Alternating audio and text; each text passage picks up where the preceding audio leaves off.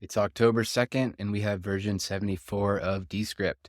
Today, we mostly have some visual updates. We have a difference in how our drive looks. Let me bring up my workspace here.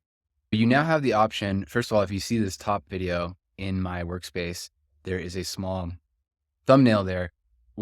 And that's just because I've opened it. All the rest of these, you just see that little video camera icon. Those thumbnails have not been set yet, but I'm going to show you how to do that. So we have that. And then if I hover over it, you can see that it gives me that little pop-up thumbnail. So I can see what project that is. But we also, up until now, we've only had this list view to see our projects. Now in the top right, there is a grid option. So if we click that, we get the same thing, but bigger. We get our thumbnail, and then all the rest are just video cameras as of now because I haven't set them yet. But if I open one up, for example, this one, what I can do is I can right click any of these scene thumbnails on the left, like this first one. I can right click it and hit set project thumbnail.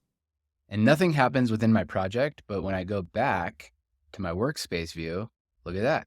There is my thumbnail for that project.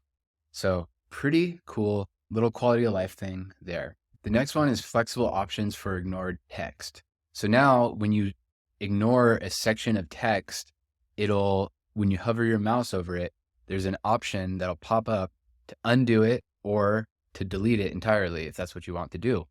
So pretty cool. Just another little quick way to get around. And then when you're adding a new layer, it'll now automatically extend the duration of the scene when that layer is longer than the current scene length. We also got a fix for the studio sound echo. I don't know if you've ever run into this. I certainly have, where when you apply studio sound and you reduce the intensity below 100%, you get an echo effect. They have fixed that. So I think a lot of people are going to be happy about that because that was a big problem. There's a couple other little fixes related to endpoints, word gap adjustments, and then the final thing that they have here on the list is the color consistency.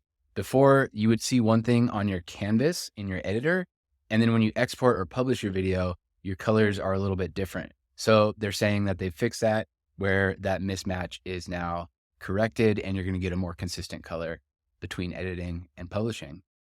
That is version 74.